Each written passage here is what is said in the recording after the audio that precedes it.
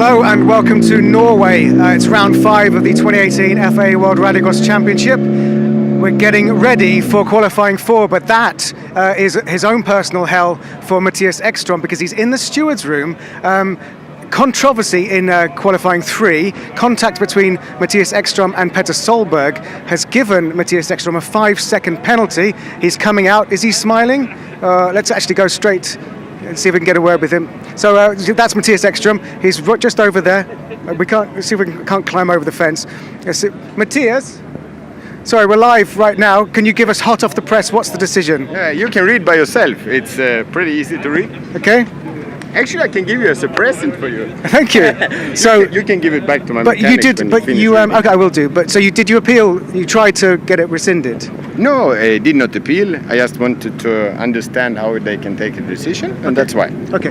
Thanks, Mattias. So yeah, we have been handed this piece of paper, and it says Mattias Ekström pushed and overtake number 11 in turn 1. Give it to my guys, because of course, I'll deliver it. So I'm a courier now. And unsportsmanlike behaviour during a competition is the final word of the stewards. There we go, 5-second penalty signed by all 3 of the FIA stewards. So what that means is he drops, all his hard work means he drops down the overall standings. Where is his people aren't here. Oh, let's go and give it over there. Just do my job, delivering pieces of paper.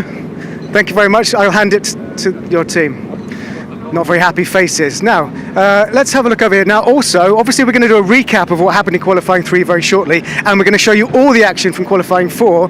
Another controversial issue was this gentleman here, Sebastian Loeb, failed to take his joker in qualifying 3, which has dropped him to dead last in that heat, which means he is in the first race of qualifying 4 coming up shortly. But what it does mean is he gets a chance to race alongside Grégoire de Moustier, so the team boss can keep an eye on his young protege. Let's try and get a word with a driver. Now, it's great to see Alex Wirtz.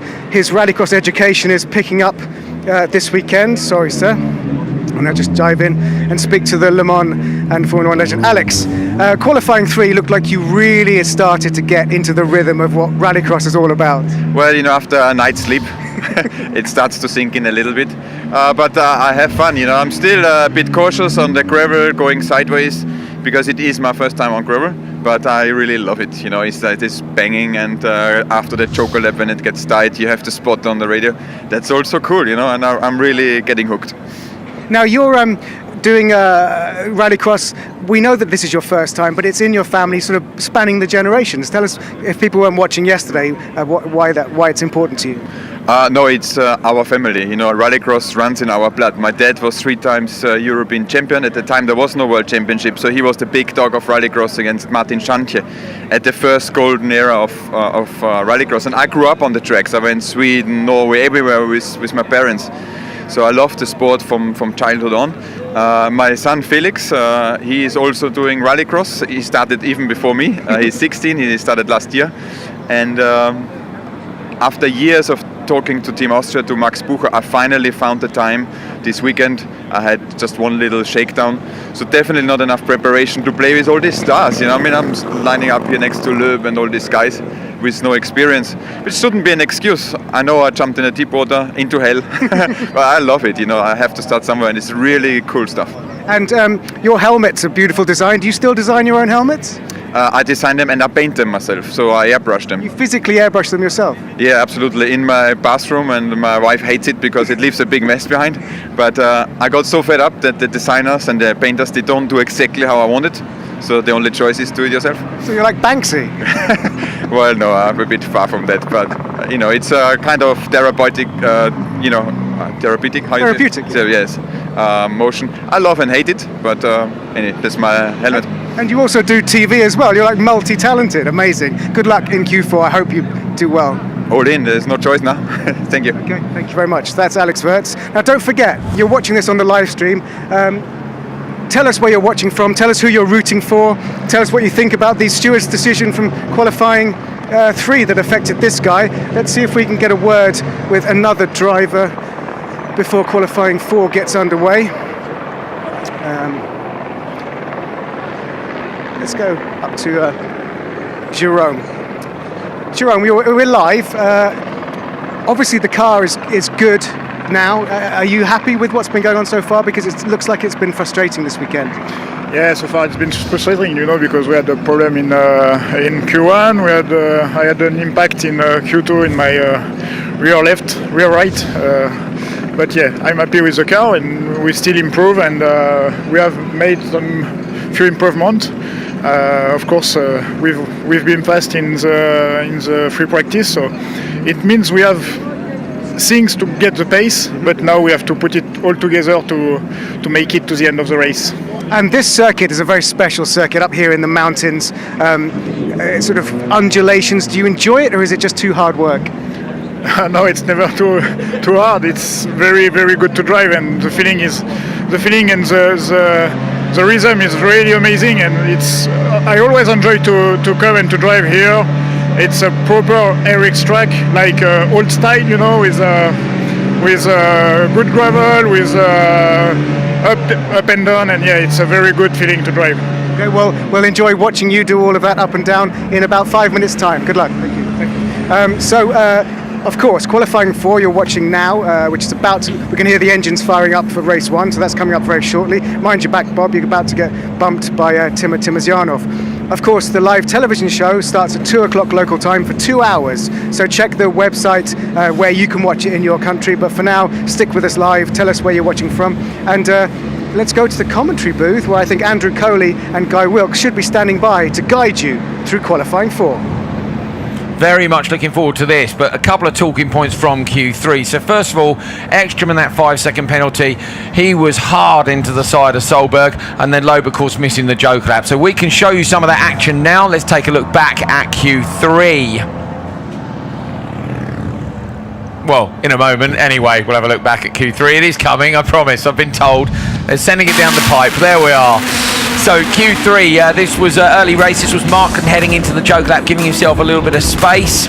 Contact there between Rajala and Rustad. I had another look at that, and actually Grosset in pushed Rustad wide, and that was why Rajala hit him. So Rajala joking late in the race, and you'll see that Markman came out in front, and that allowed him to go on to take the win. So we have to wait until the later races to see the real drama that was at the top of the field. Have a look at this, Backerud, and this is important because it's a similar incident, but not quite the same to Ekstrom and Solberg. This is on board with Backerud. He's up the inside of Larson, a little bit of contact. I think you'll see this from the outside in just a moment as well. So have a look here. Backerud moves across to cover the inside line. Here, he's up the inside, he's in the side of Larson, but Guy, that's fair. Rallycross. Yes, exactly. That's rallycross. Well said. Well said. Now, Kevin Hansen held on for the win here. Backerud slotting in behind him. Lost just enough time in the first corner, but I think we're going to see the first of our instance. We are. Now, talk us through this. Solberg versus Ekstrom. Why is it different? I'd like to see from Ekstrom's on board, but I don't know if he has one. Obviously, a big hit in the side of Petter Solberg, and he is pointing in the opposite direction to what he needs to be going. Yes, you do put it into that corner very sideways. Not that side racing for that long. And that was a 5-second penalty. I mean, Ekstrom obviously disagreed because he went to see his student and said, look, why have you made this decision? But, for whatever reason, it's going to stick. Now, watch this. Sebastian Loeb on the standard lap. He hasn't jokered. Behind him, everybody has. And that's going to mean then that he gets a 30-second penalty. And that means where you saw him in the last race of Q3, you're going to see him in the first race of Q4. Christopherson with 350 points has won all the sessions so far. Could he do the second ever clean sweep? Remember, Backerud did one here a few years ago. Now, interestingly, look, if you were looking earlier on, you'll remember Ekstrom had moved up from 4th to 8th, then up to P2. That 5-second penalty has been enough to drop him down to P6. At the minute, he is not on the front row in the semi-finals, and that is really important. Timmy Hansen and Kevin Hansen move up as a result of that, and his teammate Andreas Backerud. 7th and 8th, Gronholm and Loeb. Loeb has moved down the order as well. Then it's Ericsson, Larson, Markland and Timosyanov, your top 12. But look at the points on the right-hand side. There's still a chance maybe for Baumanis, Rustad, Grosset and Rajala if they have a really good run here in Q4. I think below that, they're looking for big problems for a number of people at the top. So yeah, bit of controversy basically. Guy, what's your take on the 5-second penalty? You're a driver, so I know obviously drivers always don't want to get penalised, but there's a difference between the Backerud and the Ekstrom. Yeah, there is. Obviously, Petter had probably 3/4 of a car length ahead of Matthias Ekstrom. With the Backerud and Larson incident, Larson was just a nose ahead, but Andreas had the inside line. I think that's what's more important. So split the two incidents. They're very different. The one with Ekstrom, he'll feel very aggrieved. I mean, you're flat out, absolutely flat out off the start line. 5 cars abreast. You've got probably 150 metre run to the first corner. It's going to sort itself out, good or bad. Q4 then is about to start. We've got race 1 on the line. Let's take a look at the grid. On the inside, Grégoire de Moustier, Max Pouscher, and then Sebastian Loeb. Everybody on used tyres. Look at the positions, 22nd and 23rd. You know, with respect, we know we're not going to see them in the semi-finals. Loeb in 8th will be really, really keen to move himself up a bit further on the order. Where was he after Q2? See, Loeb was P2 after Q2. Then after Q3 has dropped down, right down into 8th place.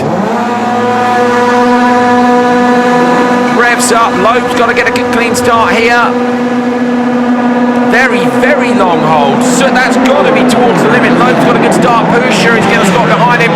I think de Moustier's going to let go as well. De Moustier's going to go joker, and Sebastian Loeb goes standard lap, which he really has to do, Guy, with these two guys against him. Yes, because he couldn't go joker because he'd come out straight behind them and he would catch them. Then his whole race would be dependent on those guys, and when they took their jokers, he wouldn't want to get balked. You could see he's off like a rocket. Be interesting to see what his lap times are like when he's completely in the clear as he is now. Look at that, absolutely full throttle. A lot of gravel being thrown up. Looks like they might have done maybe some more grading in between the sessions again. No, we've had a couple of more races, haven't we? Different classes, so the lines have cleaned a little bit, but obviously the line does change slightly depending on the classes. Some of the rear-wheel drive classes and some are front-wheel drive classes. Look at the way that Loeb has gapped the others just in the one lap, so he's a full 3.5 seconds ahead of Max Pouscher. Of course, you know, Sebastian Loeb is a 9-time World Rally champion. He is in a factory car, so to be expected to some extent, but what time can he do? The target times are all around the 2:40 mark. Remember, Kristoffersen's won all 3 sessions, so he only dipped under 2:40 once in Q1, and then it was a 2:40.4 and a 2:40.0. Difference coming out of that corner, how much more rutted it is and undulating as the wheel moves in the chassis, quite a lot more than what it did in qualifying 3 this morning. And see Sebastian Loeb coming into the last corner here, hits the apex, bang on, a lot of movement in the car into the corner, but gets the car very neutral on the exit. Tidily done up towards turn 1 again. You can hear there as he lifts off the rattle of the anti-lag through turn 1. De Moustier now gaining on Pouscher, and Pouscher isn't going to joker until the last lap, it looks like, so he'll be hoping not to catch him on this one and compromise his time. Yeah, and de Moustier's had a difficult weekend. Yesterday he lost a wheel in a qualifier and that dropped him right down the bottom of the pile, but at the same time, you know, he's all over the back of Pouscher and Pouscher's holding him up. He just wants a good clean race. This will be his last race of the weekend. Sliding the car a little bit wide on the exit, and again that's one of those things where you get a bit keen on the throttle. So I want to go, and actually you just saw just a tiny bit of wheel spin. How hard is it to be disciplined enough not to go full throttle when you haven't got the traction? It is very difficult because it's a balance of the grip underneath you. You have to have very good feel in your foot and good traction out of the car on a slick tyre on a gravel surface that is loose. That's a very good point. Nice analysis, Guy Wilkes. Pouscher up into the joke lap. De Moustier on the standard. Sebastian Loeb is out in the clear in front. Watch this. This was where he was really on. He's on the gas early again, but good traction from the Peugeot. Gets it back onto the tar, and he's going to set the time for everyone else to follow. Now, of course, up until now, we haven't had somebody so quick in the first race, so this might be a time which could stand a long way through the session. Watch the clocks. Here we go, up towards the finish line, and Sebastian Loeb does a 2:42.0, so a couple of seconds off the ultimate pace. In fact, he's off his pace from the rest of the weekend mostly, so apart from Q3, obviously, where he got that penalty. So, okay, but we need to wait and see what happens with the track conditions. Clear track for Loeb. He takes the first one, Grégoire de Moustier second, and Max Pouscher in third. Neil has managed to grab our French rally legend, who's fast becoming a rallycross legend. Wonder what Loeb thinks about that run, if he thinks it was good enough. Sebastian, it was a relief to see you take the joker on the last lap. What happened in Q3? My spotter forgot to tell me, and I was not concentrated to count the laps, so I trust what he says, and he didn't say anything. I saw the 2 cars in front going to the joker. I was a bit disturbed, but I decided to listen what he says, so we forgot it. But that's undone some of the damage. You still look good for the semis. For sure, we should be able to go to the semi, but then we'll see how will be the start position. If we start behind, it's always more complicated. So it's life. I think it happens only one time in the life of a spotter, so it should be good now. Thank you. Sebastian?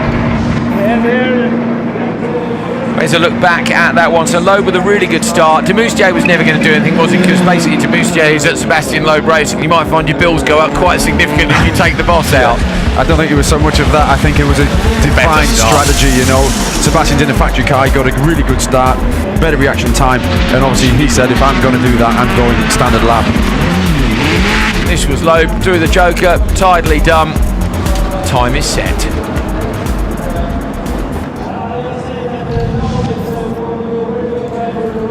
Race 2 getting ready, full grid for this one. Going to see another run for Alex Wirtz, who I have to say impressed me a lot more in the last run. Yes, he did. He seemed to get to grips, and like I said, he's probably been watching video after video and sat down with the data. But I just want to touch on something that Sebastian Loeb said then. Yeah. He said about counting to 4. It seems ridiculous as a driver. I've made the mistake myself.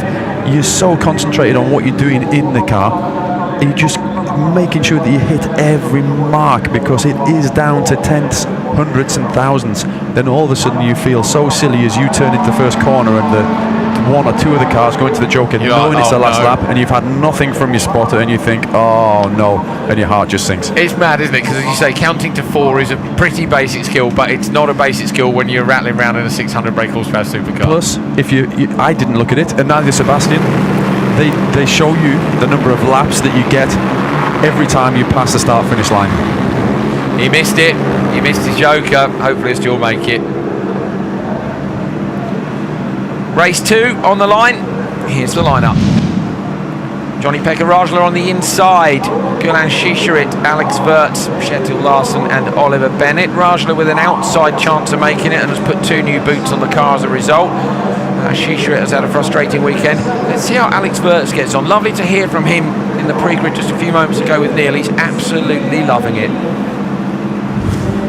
Yeah, well, he's obviously really come. Yeah, he said a night's sleep. I've had to think about it. It's gone in. It's not easy, as we've discussed in every session so far. But it was good to see him come out of the merge in P2. You know, I really like that. Well, let's watch him away from the line, and then we'll discuss a little bit more. And maybe follow him. We'll get to see if he's in the mix or not.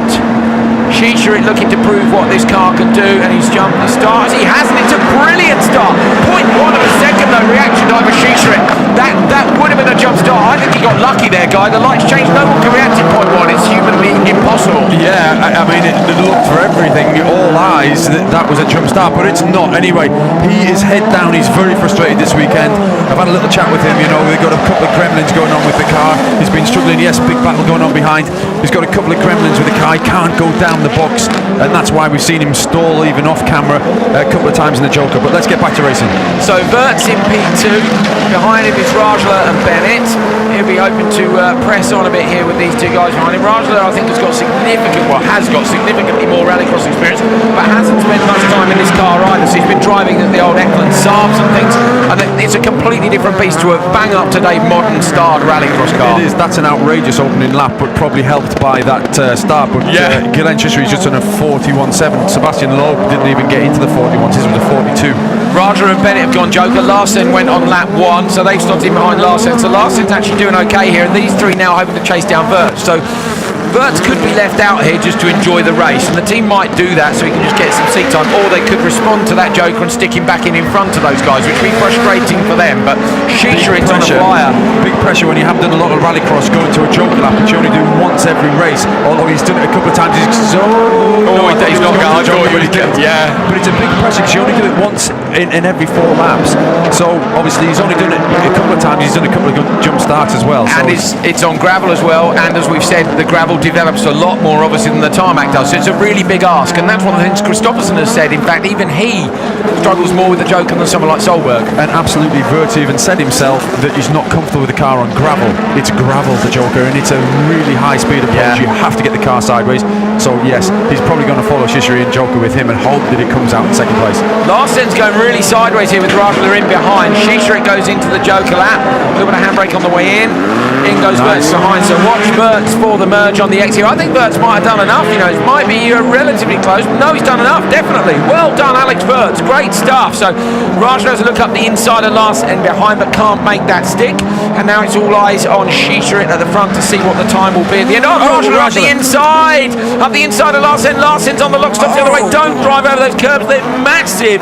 Both cars somehow stay together and stay on track. Shisharit though coming round to the last corner, 2:42.0. This is his chance to prove that he had the pace this weekend. Lights the tyres up and he crosses the line with a 2:42.8. Very nicely done indeed. 0.8 of a second off the 9-time World Rally Champion Sebastian Loeb in similar track conditions. Tick the box. I can do it. It's a shame, isn't it? Like it is. It's a brand new team. He's invested a lot of his own time and money to get this off the ground with GCK. Shisharit takes it. Alex Wirtz second, Larsen, Rajla and Oliver Bennett. So Shisharit doing a nice job there. He's down with Neil Cole and I'm sure he'll be really, really pleased to have finally shown what he can do this weekend in Norway. Gerland, that was an incredible race, but your start was like lightning. What happened at the start? You know, that's the start. Have to be like this, you know. But the whole weekend I've been struggling with the clutch, the gearbox.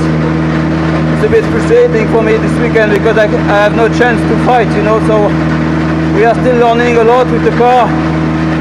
It's really, really, really hard for me this weekend. You know, the speed is there. You know, I'm getting there. You know, I start to get confidence. I start to understand the sport. Really happy with the car globally. We just need to fix some issue we have, but we are getting there.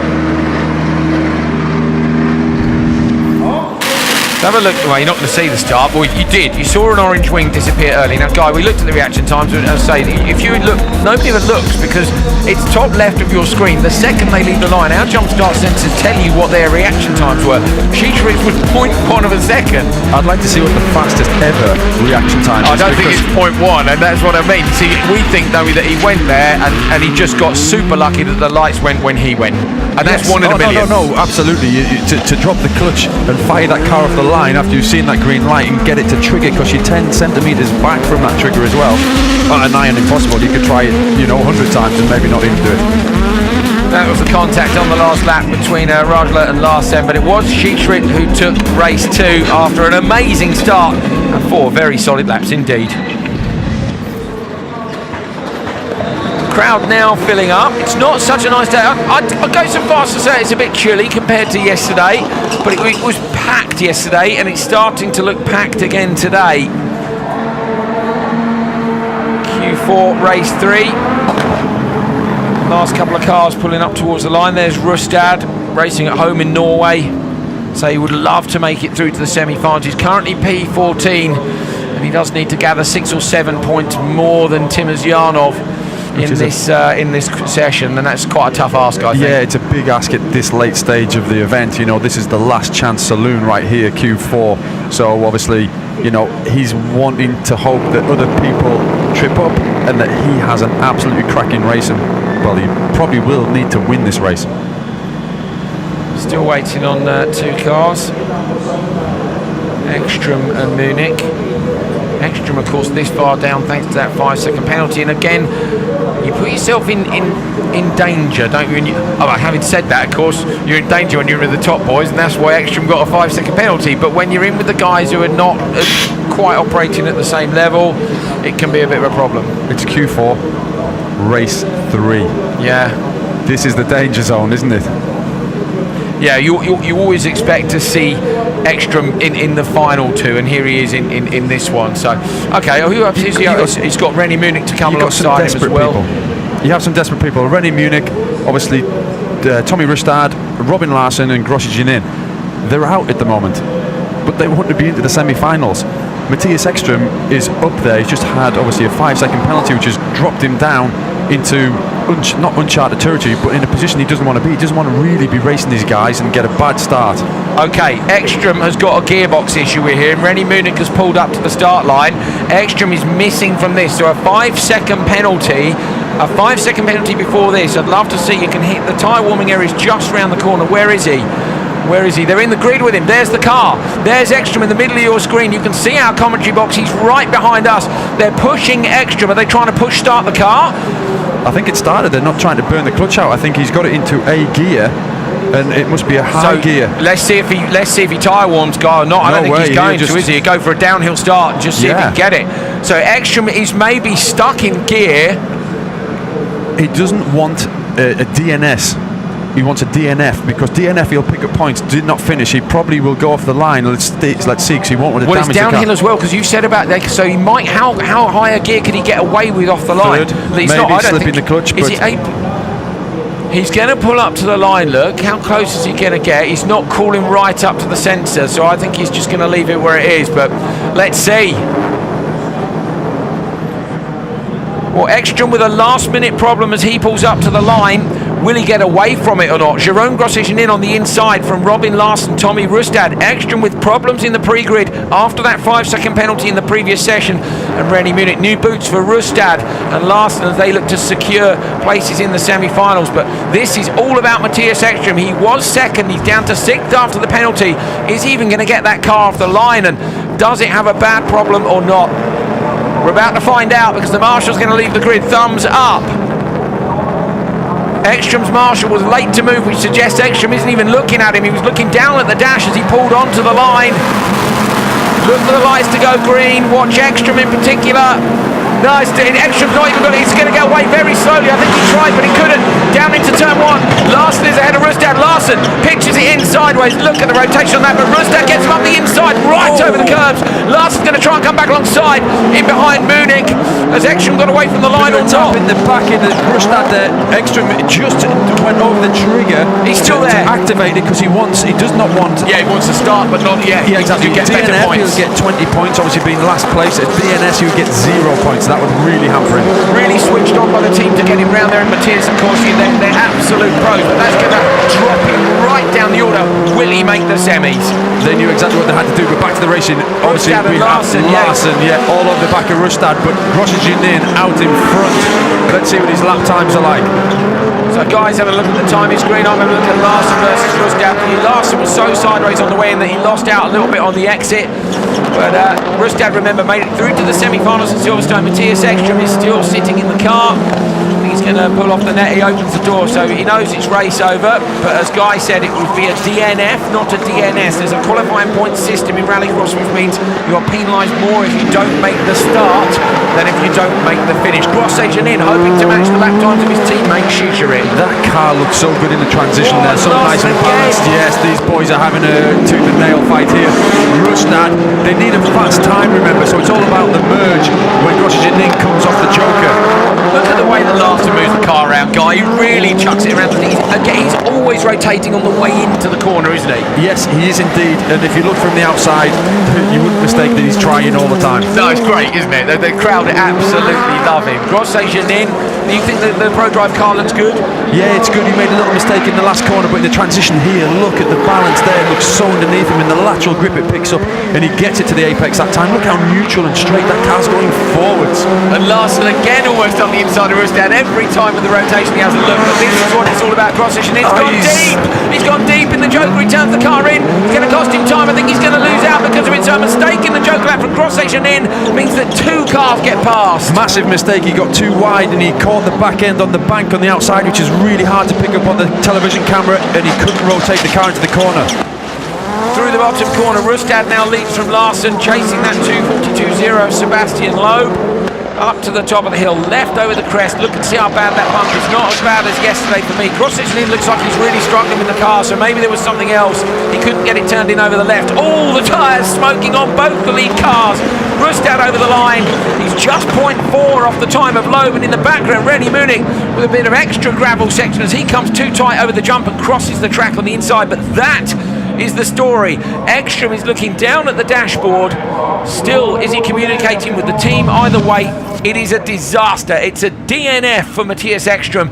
Rustad takes it from Larsen after a mistake from Grosjean, and Grosjean lost a lot of time on that last lap, so was there another problem? Rustad behind Loeb. Loeb, who raced in the first race, having missed his joker last time out, is still leading the standings. Neil is with Rustad.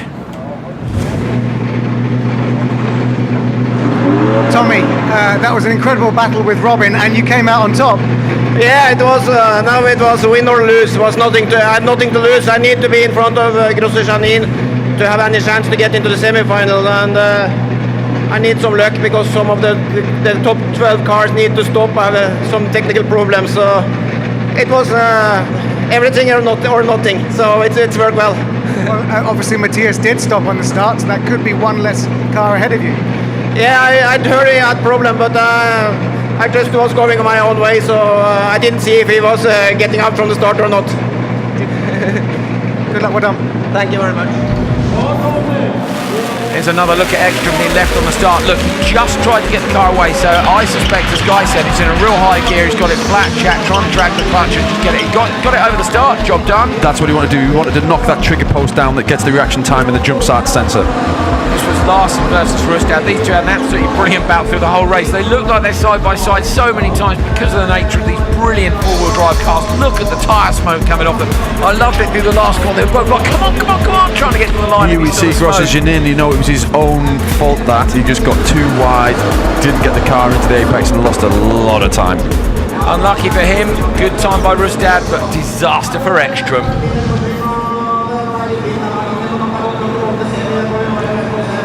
Really bad for Ekstrom.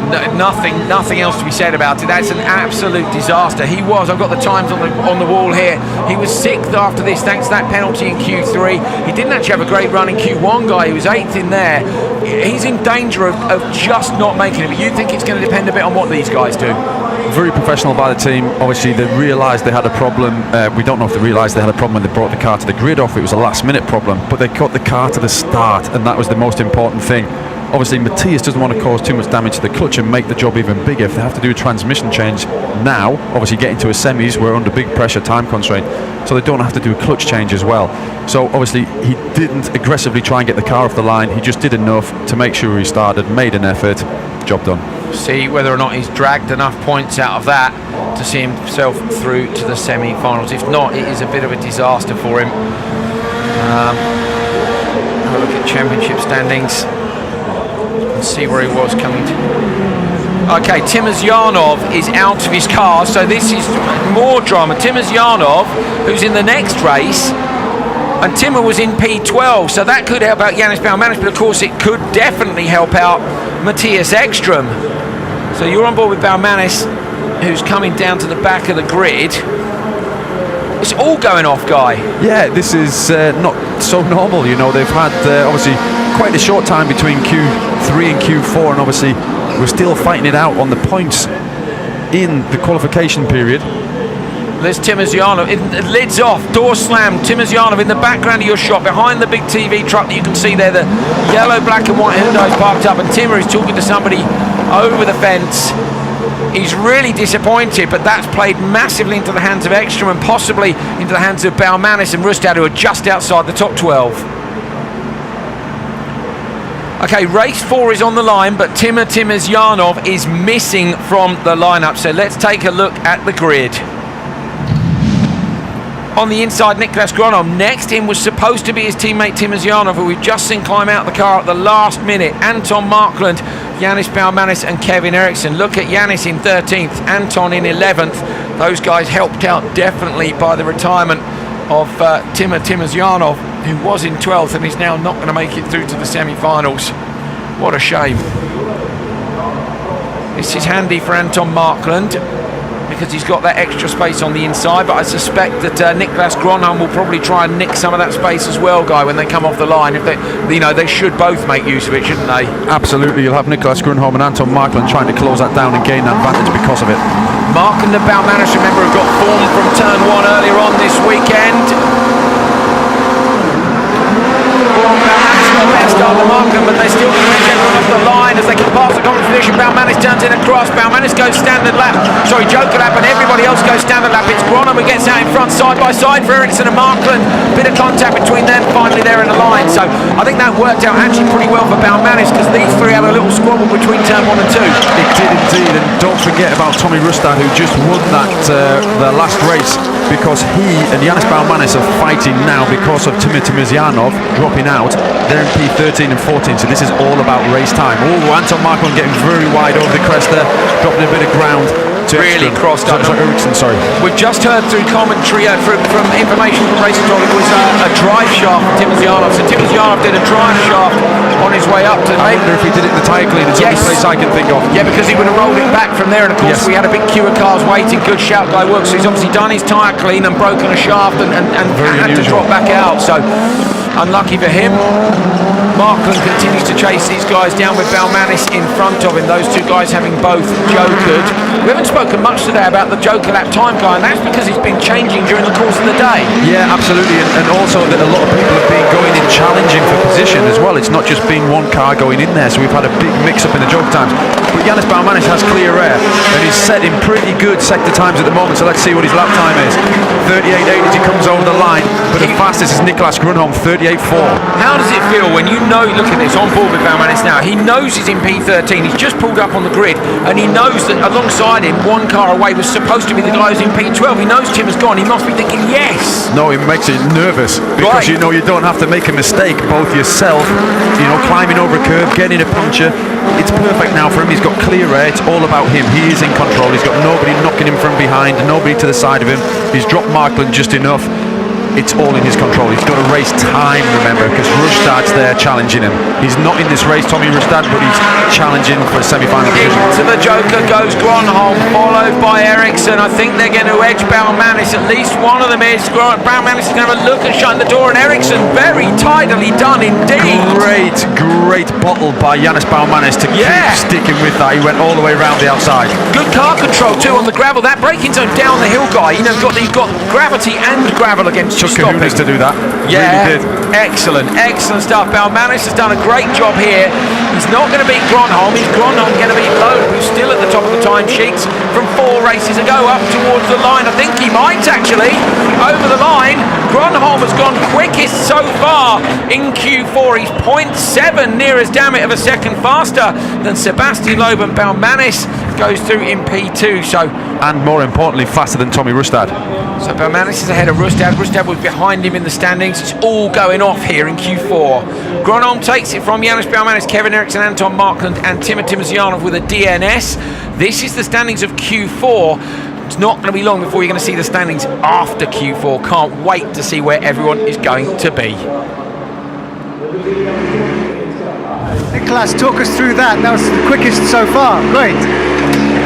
Yeah, I didn't feel so comfortable in the car. I don't know why, but okay, time seems to be the best one for me this weekend, so happy with that. But the fast guys are coming. Let's see what they will do.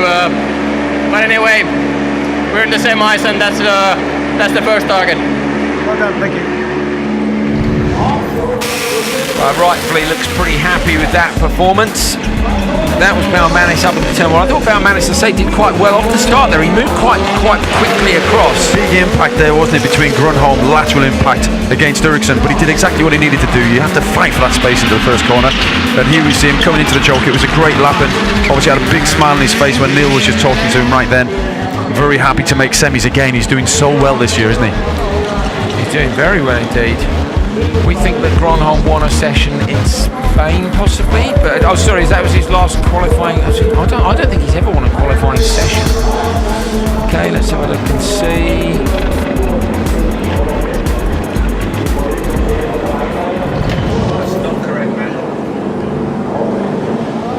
Okay, so sorry, we're looking through stat sheets up here and in the TV truck. I can't see that Gronholm's ever won a session. So if he wins this session, it'd be the first qualifying session win for Gronholm, and it would also be the first qualifying session win for the Hyundai as well overall. So that would be a great performance if that happens. Final race is pulling up to the line. last race, we've had drama, haven't we? Really have, you know, both Timozyanov and Ekstrom just suddenly. But right from the start, Yeah. Q1 was wild. Q2, we also had some small problems, you know, with people that we didn't expect. This morning Q3 and now Q4. Who would, you know, Ekstrom first of all getting a time penalty, then the drama there. Also, Timozyanov obviously not starting. It's a big shake-up, isn't it? Massive. Ekstrom's a hard racer as well. These guys, I'm sure, will be relieved that he's not going to be on the front row in the semi-finals, because you can never count Ekstrom out. He's a brilliant racer. He's clinical. He's like Kristoffersen. He's got that killer instinct. Have him further down the grid if he makes the semis. And of course, we think, well, the Timozyanov situation is going to help him out. Is it going to be Balmanis or Rustad? You're going to see another. Might they both go through? You know. And Audi just haven't quite been there like Peugeot and VW. Although every now and again they show flashes of it, but not consistently. Yeah. Like, you know, winning a couple of sessions here and there. And Baccarat, certainly, you know. He's going to have his work cut out here. He's P5 on the grid. He's outside. So even if he wants to go Joker, I'm sure there'd be somebody inside going there. So let's watch what his tactics are. Baccarat sliding up to the grid. There's a couple, 250 people in blue will be cheering him on, but I suspect there's several thousand others that will be, as well as Solberg. So 2 Norwegians in the final race of qualifying here from round 5 of the FIA World Rallycross Championship in Norway. Johan Kristoffersen is on the inside. He's won every session so far. Could he get the clean sweep of the sessions? Could he get the second clean sweep ever? Next to him, Timmy Hansen. Then it's Petter Solberg, Kevin Hansen, Andreas Baccarat. Look, they were the top 5 in the last session, and they're actually the top 5 in qualifying so far as well. So who's in the lowest position? Baccarat down in 5th. So a place on the front row in the semi-finals is what's up for grabs here. You need to be top 4. That gives you the best chance of choosing. Timmy Hansen gives the nod to the marshal. It was quite an aggressive nod because he's ready to go.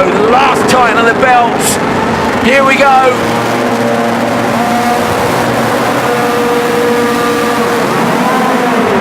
Great start. Backwards. Solberg's gone backwards. Kristoffersen up the inside. He gets the door shut by Baccarat. Baccarat though goes straight to the joker lap. Solberg's going to try and go around the outside. Kevin Hansen's gone too. Kevin Hansen looking for traction up the inside. Can't find it. And that's released Kristoffersen and Timmy Hansen to the standard lap. Right, we have a proper race on here then. Andreas Baccarat versus Johan Kristoffersen. They've got clear air. It's between these two if they're going to win. Be really interested to see if Baccarat's got the pace in the Audi. We know the Peugeots, yes, they're saying Q2 weren't there, but then in Q3 they were all over the back of the VW, and I guess if the others are bottled up behind Baccarat, we'll know the Audi hasn't got the pace here this weekend. And also he was compromised going into the Joker because he had 2 cars following, so he had to defend and he had to take a tighter line, which compromised his mid-corner speed and exit speed. Solberg with a load of correction on the exit there to keep himself out of the rear of Kevin Hansen, takes a wider line on the way into the corner. You can see the two of them very different. I was watching the Peugeot on the brakes guy on day 1. They're turning in, and the rear of the car looks so nervous, but it looks so pointy. It's got great turning on it. Great turning, great balance, but these guys are on the pipe. They're both knocked in 41-second opening laps from a standing start. Absolutely fully lit. Kristoffersen with Timmy Hansen going with him. Timmy would love to win. It's going to be the first weekend that he doesn't win a session, but Kristoffersen wants to get all four, doesn't he? How Timmy Hansen is really confident in that car underneath him. Johan has to slide that VW a little bit more. Timmy drives it really neutral. Yes, a little drift, but he's looking at the side door of the VW, isn't he? So we think the Joker was about 3.8 seconds yesterday, which is roughly what the gap is back to Baccarat now. This is going to be super close, and the lead 2 cars have decided to leave it until the last lap. You're on board with Baccarat now. He looks tidy, guy. He does look very tidy, and he is dropping the 2 cars behind him ever so slightly, Hansen and Solberg, but he's not on the pace of Kristoffersen and Hansen. But you can see the revs getting on the floor there, and they just peak where the wheels are spinning. Yeah, absolutely, and as we follow these 2 through into this last corner, obviously as we come to the last lap, Kristoffersen up and over the crest. Timmy Hansen is so close behind him. Looks like Peugeot might have found some pace as we head towards the semis. They're absolutely on the limiter as they come past Coventry. Fastest out of the day, Timmy Hansen through the joker lap. Baccarat could be close, but I think they're going to edge him. Baccarat would love to get P2. He's going to have to sign to P3. Sees them going in front. It's close. VW, Peugeot and Audi again are super close here in Norway. This is great from Andreas Baccarat because he's not been quite on the pace, but he's really dragged this out of the fire. He's on fire, and let's see how close he can get to the back of Timmy Hansen's car with 2 corners to go. 2:41.3 is the target time of Niklas Gronholm. Is he going to take a session here for the first time for Hyundai, or is Kristoffersen going to do it as they round the last right-hander and head up towards the jump at the finish line? Kristoffersen 2:39.3. He's won all 4 qualifying qualifying sessions and is on imperious form here. 1.9 seconds faster. 2:39.2. That's the fastest time of the weekend. That is the fastest. He's gone 6/10 quicker than he went in Q1 yesterday. Brilliant performance from the world champion Timmy Hansen. Really close behind him. The Peugeot was flying with that fastest lap as well. Backer proving that the Audi's got the pace as we head into the final stages of the weekend. Kevin Hansen and Peter Solberg. Solberg look dropping down to the bottom of this screen, and we'll be able to have a look. Niklas Gronholm great in 4th place, but very much looking forward to seeing what these results mean for the overall standings. On board with Solberg. Guy, talk us through it. Yeah, we're going to see Hansen to his left, Kevin Hansen, obviously second gear start, and then Andreas Backwood. Everybody's ahead of him. How often do we see that? Peter Solberg at the back, but he ducked out and decided he was going joker. We see here obviously the rear, out the front of Peter Solberg's car, Kevin Hansen and Andreas Backwood. It's really interesting there. Backwood's gone in all fully lit sideways, and then you see Kevin's gone in really gingerly and tidy on the inside and still finds some time. Solberg's tried to go round the outside, round the inside. There's quite a few different techniques through the joker, but these two, look, this was impressive. And Timmy, I'm impressed with too. Oh, well, Timmy's been fast all year, hasn't he? But Andreas Backwood, it's his first year in this Audi, isn't it, EKS? And it just hasn't quite gelled with it, but at the same time, let's hope he's going to gel with it for the semi-final. Fantastic job by Kristoffersson.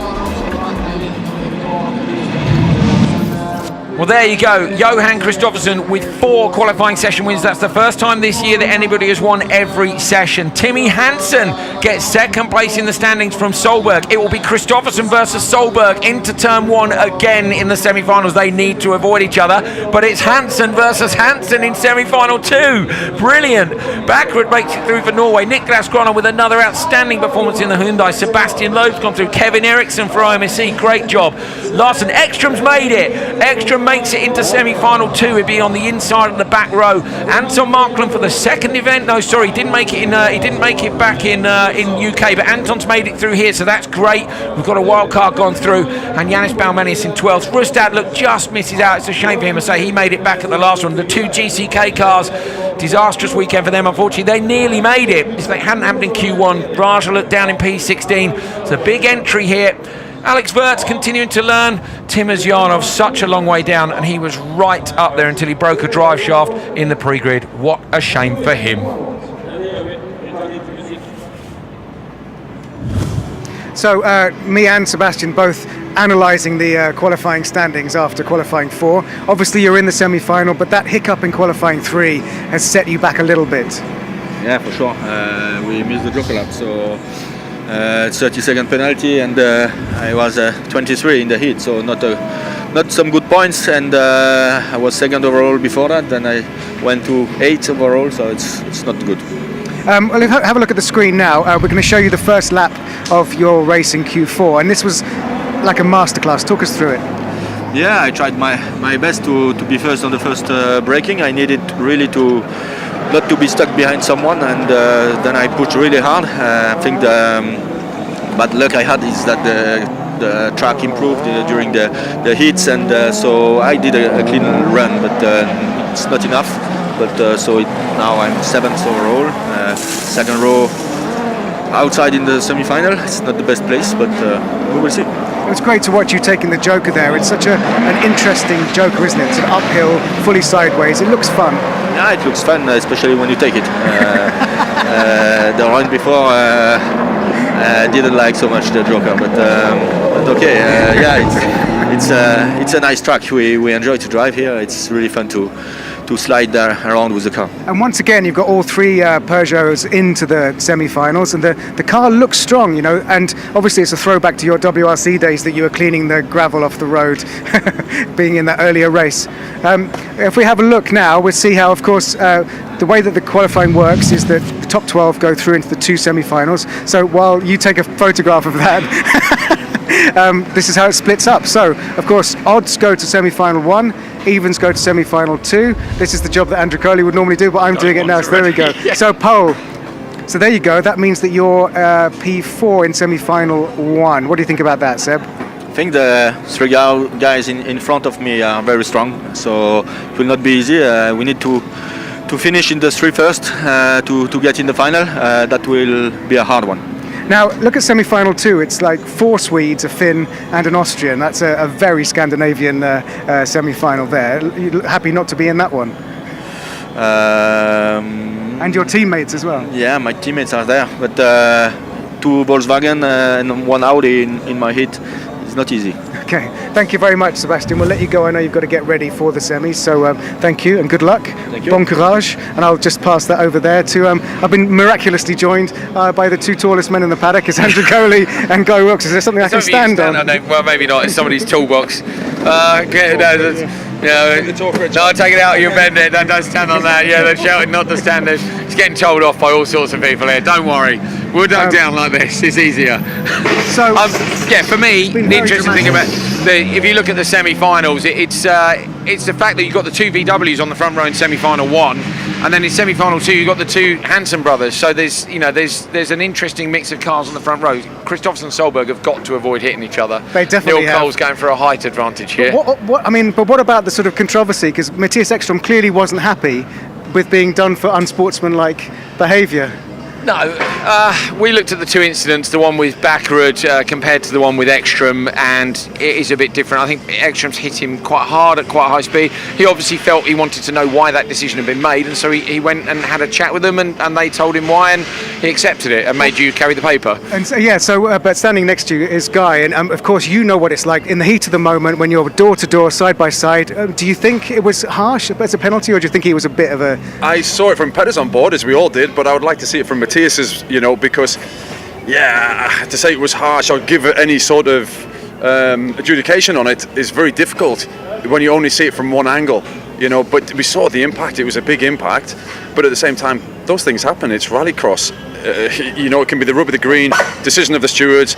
I don't believe they have a driver in with the stewards, but I think sometimes in those situations it's very important to have a driver's opinion. Was it deliberate, was it accidental, or was it just, like we say, rallycross? Well, it looks there's an amazing domination again by Johan Kristoffersen. In fact, more dominant here than he's been so far this season during qualifying. What did the other teams like these have to do to match not just him but PSRX? For me, what's interesting is I think Peugeot got better pace today. If you look, Timmy was able to follow Johan through the whole thing. So what they've got to do to beat them basically is out-tactic them. They're not going to meet them until the final. Remember, so we've got the 2 Hansen brothers are in the second semi-final on the front rows. In all likelihood, one of them is going to be the one who's going to go through to the front row in the final. I strongly believe you need a front row here if you want to challenge for the win. Also the start is critical, Obviously, we're going to semis now, so it's only 2 cars, 2 at the front, 2 in the middle and 2 at the back, so it's not 5 cars abreast. That is very important, to get a good start. If you're on the front row, P1 against P2, that is the chance that Peugeot have when they come against VW, hopefully, in the finals. Not predicting anything. All right, well, let's hopefully some of the teams have been watching that for some nice advice on how to beat the Volkswagens. Anyway, thank you guys, great job in comms. We'll be back in, just over an hour and 15 minutes for the live show. We'll check your listings where you can watch us live on TV, because these semi-finals and the final are going to be epic. So thank you very much for watching. Share this, tell everyone. We want to do more of this, so if you like it, make sure that people know. Thanks, guys, and we'll see you very shortly on telly.